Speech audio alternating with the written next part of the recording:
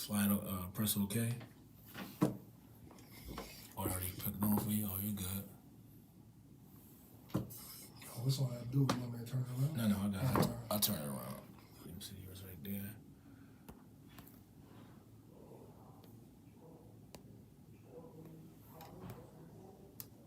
Boom. So fix it how you want it. This your mic, your headphones right there. We gonna slide these back.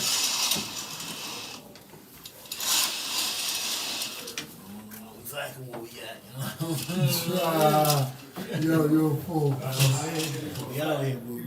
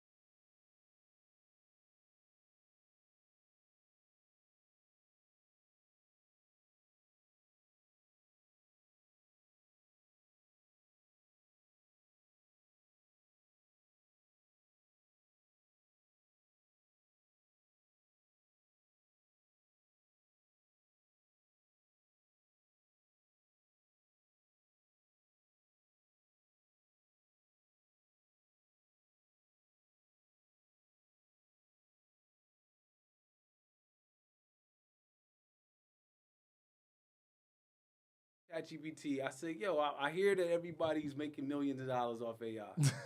And so, yo, put me on. Let me know.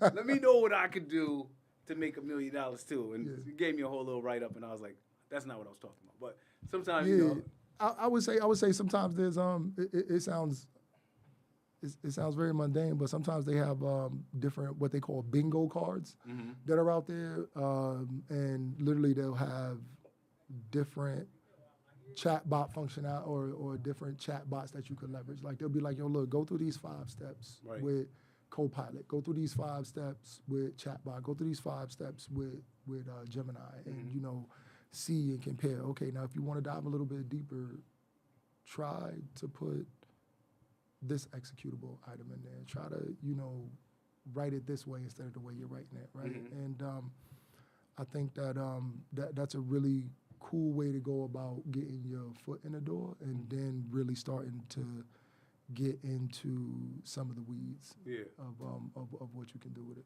So what's the area that you're still becoming? So the area I'm definitely still becoming, my kids actually told me this. I would say my emotional intelligence. I like that. So my emotional intelligence is an area where I definitely can use the most work. My daughter, shouts out to her, love my princess, literally wrote a birthday poem about how much she loves me, but feels like dad's a robot. You know, where she's like, nah, like you a great dad. Right. And you do great things for us and you provide for us and we want for nothing, but sometimes it can just feel real cold and real just black or white, like no real gray area. So Do you think that's because of the work that you do, business? it could very well be that way, but it could also be part of what we usually don't get into, but it could be part of childhood trauma and childhood normacies where it was, yo, you soft if you cry. Right. Like, toughen up. Get over it. Right. What's the problem? And you kind of dealt with it one of 2 ways. Either you were very, very angry or you were very, very silent. And so when anger wasn't working, it was just, all right, I just ain't gonna say nothing to nobody. Right. And I'm gonna just do what I do, and then you'll have to figure out how I'm feeling. And that carried me, and I was successful at kind of just sheltering my emotions and just kind of, nope, everything's fine, everything's good. Burning up on the inside, pissed on the inside, want to cry, want to shout, want to yell, but nope, everything's fine. All leaving killed, and unfortunately, as I got older, that kind of carried itself into different phases of life. So that's some good stuff, man. Randy, what about you? The part that I feel like I mastered is sports operations. I've been a referee for 14 years. Dope. I ref D3, D2. I'm currently in the NBA pipeline to get into the G League. Oh, that's what's Nice. up. I've had conversations. Travel. Yeah, I've had conversation with them saying, hey, what are you committed to? Are you committed to business? Or are you committed to refereeing right now? What do you want to do? Right. And you can't lie to them. You know, I told them I'm committed to business. I love serving my community. I love doing what I do at home because it don't feel like work. The NBA is another job in a job. Everybody thinks it's all peachy and cream. Right. But it's it's the best business in the world. But I will always pick the missing piece in my platform I like it. to continue to do what I do. Like I kind of built my own NBA. I don't have to go nowhere. I sign over 4,000 games a year. I'm working with 500 families annually with the missing piece. So I feel fulfilled in that realm of work. What am I still trying to become? Be more present. I want to piggyback what you said. Like it comes off real like cold sometimes, but it's not. I'm not being cold. I'm strategic. It's like we want to get this done, or you know what I mean. What are we going to do about it? So I just want to be more present and be able to give people my time and just be human. I want to be human to them, and I don't always want it to be work. Yeah. Gotcha. But again, as you build something, as you know, you got to be all hands on deck, 110% effort, 365 until you can stabilize everything. Yeah. So I wish I could say that I feel like I'm the man in business, as you guys all have had. because I feel like I'm in one of those seasons where I might have been the man at one point, but it's like things are a little bit Yours is different, different. this month. But so and whenever you have those realizations, it's like okay, I gotta make a little change. I can't. I think that sometimes when you've been in business a long time, you get comfortable, and so I was coming in the office with my feet up on the desk and just chilling, having meetings with cats, talking. Let me tell you, young brother. I was doing that all day, but the market changes. Like I said, CEOs are moving out, directors are moving out, people you used to talk to all the time, and so I would just say that might have been an area I felt really like the man, but I think that the reality of having to pivot in that area. So I would say an area I feel like I am the man is I'm still good at providing. I'm still if everybody gets a little taste, if I got it, we all got it. I feel good about that, and I think that one of the areas that I'm still becoming, even though I've been married 22 years, I think that that's like an ongoing learning journey.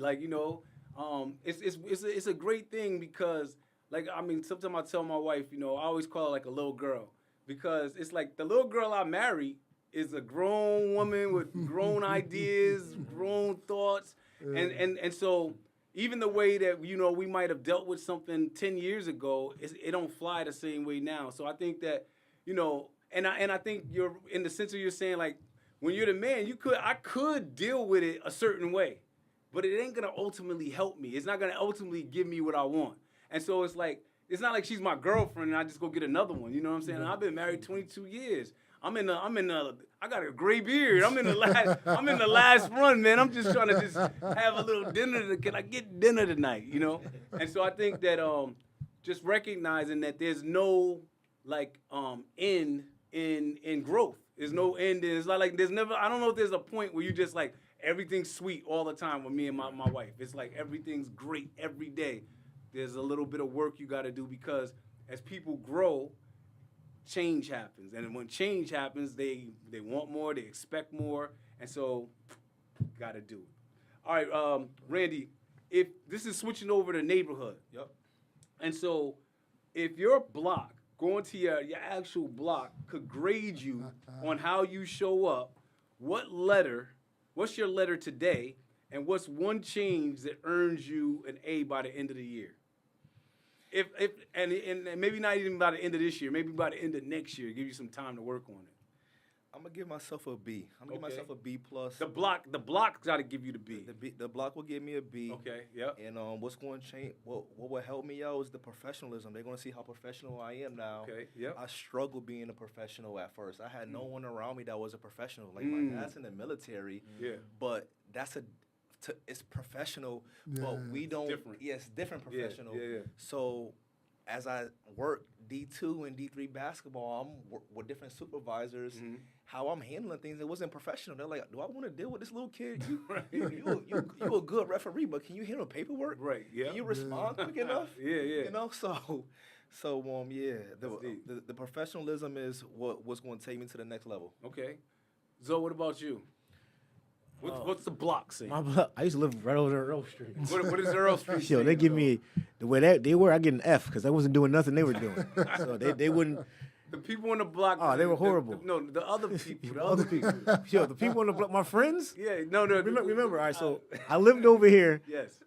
And when I was in 3rd grade, they put me in Project Concern. The building's is across from AJ. Shout out to AJ. His church across the street is an empty lot, but it used to be Project Concern. That used to be the building. Oh, I didn't know they had a building. Yeah, it used to be a building. They don't want to erase all memory of Project Concern. It's the choice program now. Yeah. Right? So it was called Project Concern. I was from 3rd grade. I used to go to Freddie Wish. So, yo, when I grew up over there back, you get beat up, jumped. Everybody you beat somebody up, they're gonna jump you because you beat him up. They'll jump you next day. Right. So it's all like he was saying earlier, it's tough. Yeah. Be tough, get some chicks, get some girls, have babies and all this. This that type of thing. So they will give you an F. Yeah, because I didn't do any of that. Okay. As soon as I went to Farmington, I was on the bus. What about that block? Okay, let's use that block. Yes. What would they say? What grade would they give you? They give me an A, man. They give you an A? For amazing. And what's one change? Awesome. So, okay, what all things considered, based on the block you actually lived on and the block that you we're bust out to. Yep. What do you need to do to get an A by the end of next year? I already have an A. I said that. Yeah, but you got to get another A. How do you Block out there? My Well, block just- has changed. So now my block now is probably like my peers, Yeah, like you and people that look up. So it's, and I'm watching you, bro. right. So it's just like for me to continue to do what I'm doing. Yeah. So that's how I get an A. It's like continue, keep the Consistency. You an A student. While I'm gonna stay on the honor roll. Don't switch it up. That's it. So I'm just gonna stay in the honor roll with the block I have now. Yep. And the blocks in the past, I was able to see that it wasn't. It wasn't the right way. It was very scary. You ever think about what would have happened if you didn't go to Farmington? Yeah, man. A lot of my. What do you? Yeah. What do you? Yeah, it would have been Okay. bad. I think Yeah. I'd have been the whole but I played basketball. So when I Uh-huh. played, coaches like kind of protected me a lot. They wouldn't let me go do things. They slide me bread so I wouldn't have to go. I didn't need any money. Right. So like I would have been okay, I think, because Mm-hmm. that's what happened in Farmington. I had a coach, and he used to make sure I would watch his son. His son was like maybe 4 years younger than me. Mm-hmm. Watch his son every day after school when season wasn't in. So then I couldn't get in any trouble. And I would be Stayed out there. I know he lived on Farmington Avenue in Hartford. He was okay. from Hartford, a black guy. Yeah. Coach Cruz.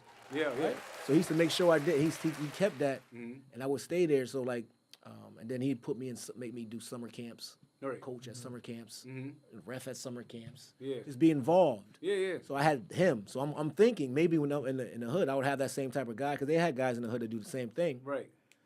but some of them weren't on the help me But, up. but one of the things you're talking about is the power of a good mentor, though. Oh yeah, So, yeah. Oh, so God, whether yeah. you lived over here or you lived Need out there, one, yeah. you I needed fortunately you had a talent Yep. that people said I'll mentor this kid because of that talent. Right. He's a nice kid. I Yep. want to keep him out of trouble. And so the power of a mentor. By the way, if anybody wants to become a mentor, My People Community Services has a mentoring program. The Governor's Prevention Partnership. You can come over there and just volunteer 1 hour a week with a kid. As a matter of fact, if you join our mentoring program, we'll come up with the activities. You just have to show up and just be there for the kids, and get your heart work done for the month. So just think about it if you want to be a mentor. But anyway, Brad, what about you? Dope. Yeah, so I'm doing average. I like that. Yeah. Nothing wrong with that. So the question was, no, the grade. The grade Yeah. that the block would give me, Yup. and what I got to do to get an A Exactly. by the end of the year, end Got of it. next year. Mhm. If I'm being 100% honest, Yes. man, the block is probably. I'm gonna have to roll with Zoe, man. I think the block probably gonna give me an F, man. If I'm keeping it a buck, keeping it Right. honest, because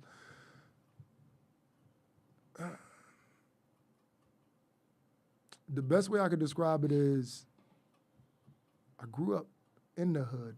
I wasn't of the hood. Right. So what I mean by that is that shouts out to again Elm City, New Haven, Connecticut. Shouts out to you. I grew up on K Street. Back in the day, I'm KSI old Right. or whatever, and now it's called the Trey and stuff like that. But because similar to Zoe, I stayed active with basketball, and I had like different mentors and things like that. Yeah. The younger part of my years I spent running around Mm-hmm. and just being outside. But then once I got of an age where it was like, okay, wait, this kid might have talent. This kid could like do something. Then mentors started to This be. kid is like 6'8". they saw that too. I think they were like, oh yeah, they saw that. They did see that, right? So they were like, nah, like that kid has talent. So Right. let me try to like pull him away. Like, no, come to this open gym. Like, come to this tournament. Come play for this team. Right. And things like that. And then as things started to change, I started to see the same individuals that I grew up with, the same individuals I was running around with, go one way and me go another way. I was blessed enough to where, shouts out to my uncle, respect, got your pardon, love you. But he was gangster enough to where not that one. Right. Leave that one alone. You can have the other one, but leave that one Let alone. him be. Let him be. So that was kind of like where I was fortunate enough and blessed enough and had that path and had that mentor. So as I started to progress in my career and as things started to go really, really well, life and life takes you different places. So by the time I was in a position to be able to make major impact and major change, Right. I was in a different location, making impact and change in a different location. So the block would probably feel like, yo, what about us? Why don't you come back home and do that? Right. And I could put that out here right now. Yeah. I got certain obligations that I have to fulfill. Those obligations end in June. Okay. Brad's just coming back home to make an impact. Okay. It is. There it Come on, is. New Haven. He's coming back. Brad's coming back. So it's interesting. So we're talking hypotheticals right now. But a few months ago, one of my friends growing up passed away. So I'm from White Plains, New York. So I go down there for the funeral. And all my friends growing up were at the funeral. And it was cool because obviously I moved to Connecticut when I was in my sophomore year in high school.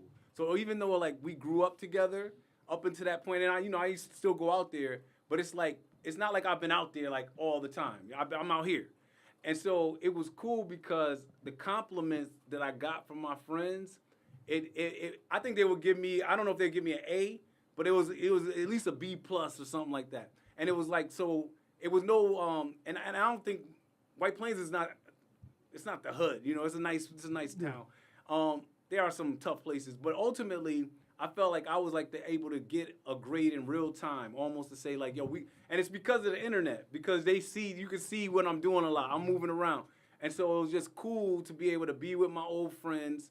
And it was like, yo, he's one of us. He was one of us, and he's doing good. And so, kind of like respect. And so I think that was a good feeling to do that. And then I think that one change that will earn me an A before the end of the year is I think that what I would like to see is for myself is that I actually prove that wherever I am right now, I can get back to the top of where I was a few months, a year ago, like let's say a year ago. So like there's still like no matter where I am right now, I can still I got more in me. I'm more in the tank, and I can make something happen. So that'll determine for me. I'm not gonna do it in the next 2 months, but if you give me a year from now, I'll be like, yo, man, I'm just doing these $1 million deals, man. This is crazy. All right, we're switching over to boyhood now. What message? No, let's go to this one. If you could speak to your 12-year-old self, what protection or permission would you give him today? What protection or permission? That's man. Man, I know I'm doing this. I be making No, man, yeah, you came with a deep one with that one. What protection or permission I would give my 12-year-old self?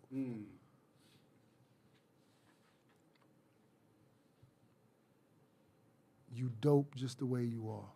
Okay. My 12-year-old self, that was a real struggle period. It was like preteen, like naturally boys just go through stuff like being preteens and stuff like that, right? But that was a real pivot for me where it was, all right, like either I'm gonna go left and go with the dudes that I grew up with, or like I'm really gonna go right and try to figure this thing out. Right. Me and my stepfather, shouts out to my stepfather. That's like my dad. That man been in my life since I was 5 years old, man. Shouts out to him. Yeah. And me and him butted heads a lot. You know what I mean? Like you could tell. Like as a grown man now, I could tell he was fighting to save my life. Right. So I would just tell my 12-year-old self and give my 12-year-old self permission to be like, yo, you dope enough the way you are. Like follow this path, man. It's okay if they call you corny. They calling you corny now, they're gonna call you for a job later. So, that would be one thing that I would definitely tell my 12-year-old self, give my 12-year-old self permission. Brandy, what about you? It'll be learning to ask for help. At 12 years old, I had a lot of barriers in my house. Yep. When I went to school, I didn't focus on my academics. I did enough just to get by. Went home, sometimes no food, maybe the stove open. And when you're at school, you're around other professionals and experts. There's resources, but I wasn't noticing, went underneath the radar because I turned in my work. I wasn't a behavior kid, but there was other barriers that I didn't realize I had. I didn't use my voice. I didn't know how to. Right. You know, I didn't know what advocating for myself would look like. You know, so I would definitely ask for help. You know, just, or be able to speak to someone and let them know, like, hey, what you're really going through, on a daily basis. I like it. So, what about you? At 12, man, what am I? 6th, 7th grade? What am I? 12th grade? What am I? 6th, 7th grade? Maybe 8th. Yeah, about 8th grade? Oh, Yeah. that was a great year. That's the first time I dunked the basketball, I was in 8th grade. Okay, getting up. But what do I tell myself? Like always talked about it last podcast, like preparation and like I didn't take like preparation wasn't really a part of like my everyday life. Like routines wasn't a part of my everyday life. Aside from the routines of, you know, having to go to school, having to go to practice, but those are kind of, I made them instead of, I was thinking, I always had those things always, it's like I had to go do those things instead of I get to go do those things. Kinda, you know, type of way. So I always did it because I had to. My father like kind of embraced that. I think when I was younger, like embrace the routines in life, you know, embrace, because, you know, when you first start having to brush your teeth in the morning, you hate it. Now everyone does it. Like one repeat. You just do it. You just do it.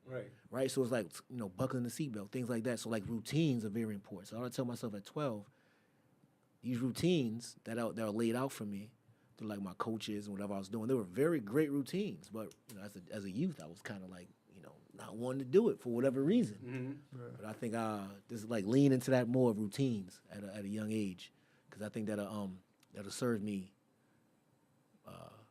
better, quicker. And, you know, it took me a longer time to understand that routines was helping me. And life is full of routines. You just got to get the right ones.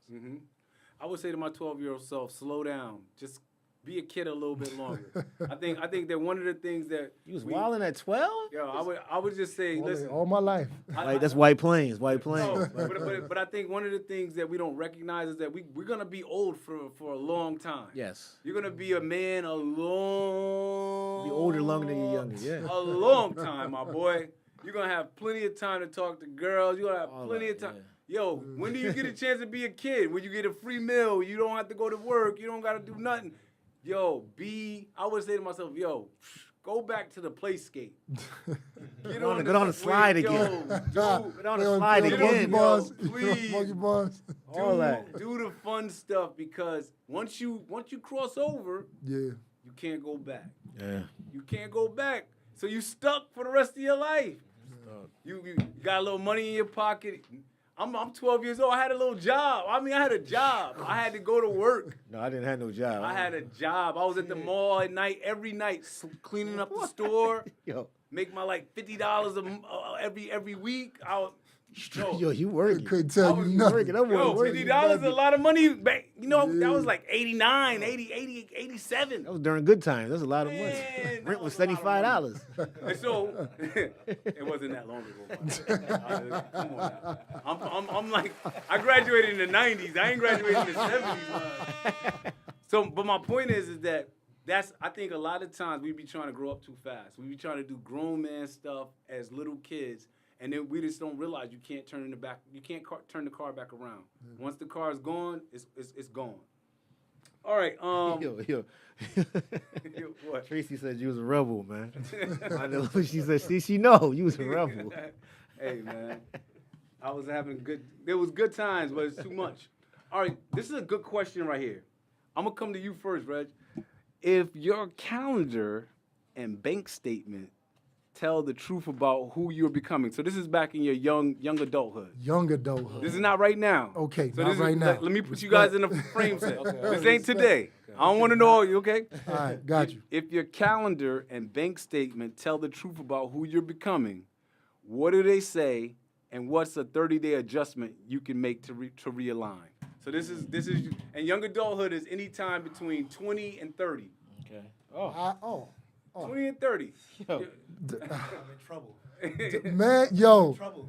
Randy, man, you ain't the only one, man. Trouble, man. You know what quote Lost. I remember? You know what quote I remember? Say lost. I remember the quote, Biggie used to say, What'd he say? being broke at 30 give her the chills. Yeah, it does. I used to hear that in a rap like, 27. I'm waiting for next Thursday. Oh man, yo. Man. That's why people be so angry, man. Yes. Like, for real. And they party on Friday, be back up angry. and do it Monday. Man, listen. Oh, Oh, yeah. man. What would I say? Hold up. What would you- Let's Zoe take that one. Not what would you would say, what would you do? Because free. Now my bank statement is straight. It ain't going nowhere, baby. That's what it's. That's So, what that memory, but the so memories tell you. right, so that's the difference, right? But when I was in my 20s, right, the calendar was free. I was just chilling. You know, I maybe had a little job, and my bank statement was weak too. And so I don't think I could have realigned. I already had a kid, you know. I mean, I was fine. I didn't have at 30. I had my son, so like. So you were in young adult. But what does it say about what you're becoming? Because the thing is that the looking at my calendar when I was in my 20s, I had to be like, okay, if I keep on the path I'm on right now, where I don't got enough money to do certain things, how am I gonna? My daughter's not gonna be able to get certain things, Right. So I have to kind of like do something to put me in a better situation. I don't think. If I understand it right, we're looking at it's cold. It is cold, but No, you cold. I don't know how you looking at it. I'm trying to understand the So, question. so I think I'll jump You in. got it? You got it. Go ahead. Yeah, and I think I got where you're going with this though. So for me, like if I looked at my calendar when I was 20, similar to what you said, one, it was too wide open. Okay. It wasn't occupied efficiently enough. So it gave me a lot of free time to be wasteful, to be very, very wasteful in my 20s. It wasn't like I wasn't working. It wasn't like I wasn't grinding. Shouts out to my queen, by the way, man. Me and my queen been together 24 years, man, married. Give him a little clap, Zo. Man. So, you know, shouts out to the queen for that. So we was together. During that time. Right. During the struggle, you need Man, you listen, during the that struggle. part, man. you wasn't with me That's shooting in the That's- gym? that's- Yes, that's she the was. thing. Yeah, Yes, my wife. she was. Yeah, She that's was gotta rebounding. be. She was rebounding. So what I would say was I wasn't as focused nor as motivated in my early 20s as I was in my mid to later 20s. Okay, so things And changed. So things changed. What was the realignment? I got married. Okay. So so for me, it was marriage and understanding the responsibility that I'm now responsible for the success of not only myself, but the success of my wife and the family that we were starting to grow and build. Right. So my early 20s, it got spent, all right, yo, we got money, whatever. One job, take two jobs, whatever, didn't care. And then as we got married, it was like, hold up, wait. I'm responsible for like another human being. Right. Even though we didn't have a child at that time, she was pregnant with my daughter. But it was one of those like, wait, no, like I'm really responsible for somebody. And as that started to change, what I noticed in my life was I got mentors around that age. So when I got mentors around that age, I got a lot more guidance. I got a lot more focus. I got a lot more structure. And the one thing that I will say that also kind of like changed and helped mold my trajectory was that I was able to change up my proximity to individuals that were doing things that I thought I wanted to do at the time. Okay. So when I changed my proximity, before it was just me. I was like a security guard, hanging out with other security guards, getting off on Friday, drinking Friday night, to be at work Saturday and maybe get a Sunday off here and there, getting weird days off. And then it became, well, wait, hold up.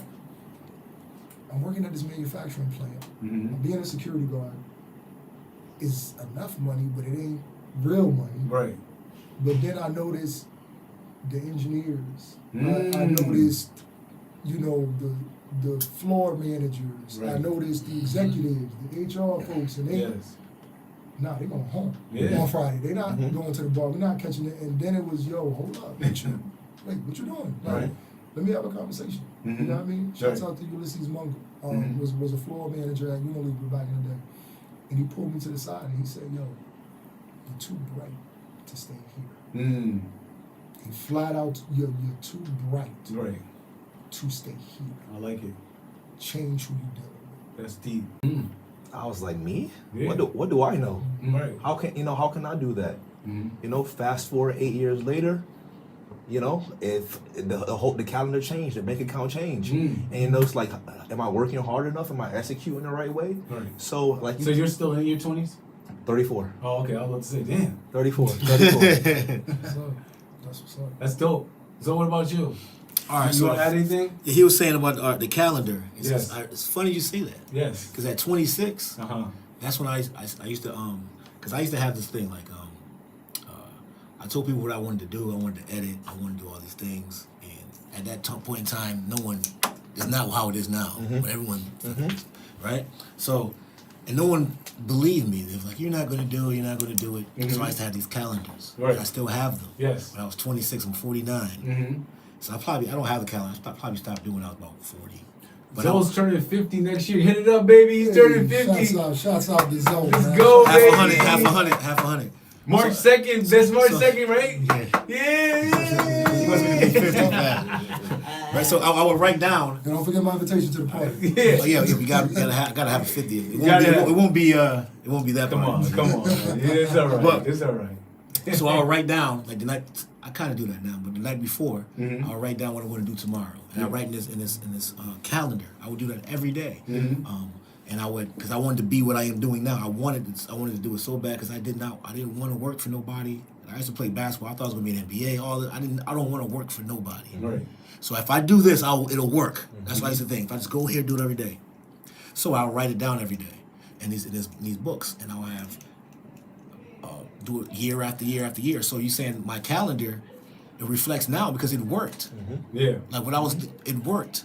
Like everything I was doing now, so keep doing exactly what you're doing because it worked. And through like meeting people and learning how to like when I get a certain what I'm worth, like what I charge now and all that, it's all like based upon like my knowledge and information Right. that I've been putting in those monthly calendars. Yeah. So it all worked basically.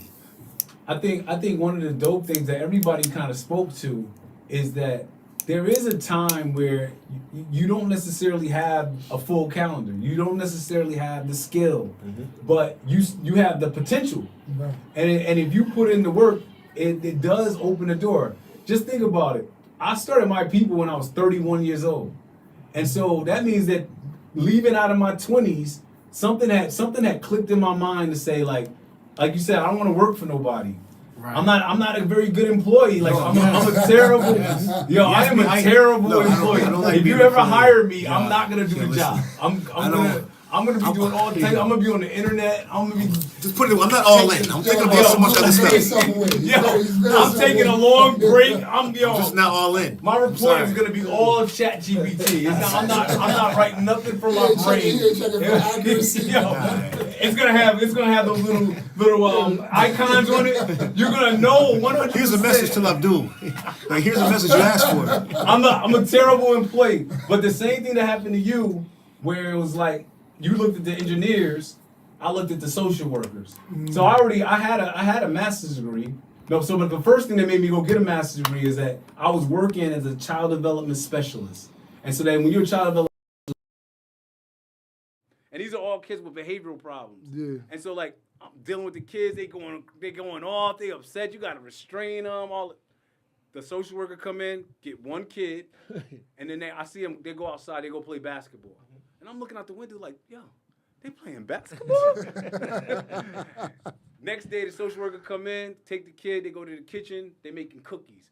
And I'm like, yo, this dude makes $20,000 more than I make right now, and he's making cookies all day. And I'm in here with these kids trying to get them to sit down, help them with their homework. So I was like, okay, I'm gonna go get my master's degree. So that was the first step. And it's like, so you're not necessarily making money, but you're doing something that's gonna get you to the $20,000 more dollars. So boom, I get my master's degree. Then, and I was thinking about this the other day. From the time I got my master's degree, it was 5 years when I started my people. That's a crazy thing, because think about it. I only was a social worker for 5 years, and I was like, yo, I'm about to start my own business. Like, something in my brain told me I could start my own business. Like, what do you know about business? Nothing. What do you have you had a business before? I had a paper route. But I'm gonna start a whole organization, and in the first year of my people, I had 100 staff by the end of the year. That's what's The up. first year, so from March to December, I went from me starting to having 100 staff. And so think of how crazy that is, because this is the thing that a lot of people don't recognize. When you get on the right path towards your destiny can't be stopped. And so a lot of people, I believe, like, you know how everybody says, like, in my religion, they say your life is predestined. I believe that there's multiple destinies. And so if I don't make the right choice, like, it's like every time something happens, you got a choice. Right. And it's like, this choice is, okay, if you make the right choice, you get on a path where it's like impossible things happen. Oh, I'm gonna start my own business. Oh, yeah, what you gonna call it? My Peoples, yo. It's gonna be called My Peoples. And then somebody says, yo, take the Z off, B. And I'm like, take the Z off, yo? That's how we say it, My Peoples, right? So I take the Z off, okay, boom. All right, I'm gonna start doing a fatherhood program. Nobody wants fatherhood. I'm talking to a social worker one day, right? And he's like, yo, man, this fatherhood thing is, I don't know about that, but man, if you had a mentoring program, I bet you will jump off. I was like, all right. Next day, I had a little brochure for mentoring. That's how I used to be. I just make stuff quick. End of the year, I had 100 mentors. And so you could not predict that. No. I could not plan that. No. This was all based off of my destiny moving me in a direction. So I think that the young adult years, the 20s, is about making the right choices, getting around the right people, listening to the messages that people say to you. Because you can always, you know how many people talk to you and you just miss the message? And if you can hear the message, that's the inspiration to get you to the thing you actually want in the end. So I think that and what I would say to this question is, don't get caught up with your bank account. Worry more about your calendar. Have meetings with people. Sit down with people. Go places. Learn stuff. But don't worry about your bank account in your 20s, because you can always go to your parents' house and get something to eat. Yo, you stupid. Yo, you stupid. It's true, though. Dude, one thing I would say. Yeah. Don't be afraid to ask for what you want. Yeah. They always say closed mouths don't get fed. I kid you not. In my younger years, I was always scared to ask for stuff. I was just happy to just be in the room and just be around people. But as I got a little bit older and as I started to, look, it's cool that we meeting and we doing all of this. And okay, we put an action plan together, but what you want? Right. Like, like what you want. So don't be afraid to say what it is that you want and ask for it. Because a lot of times they willing to help. They just waiting on you. They waiting on you. That's it. All right, so we're talking about brotherhood now.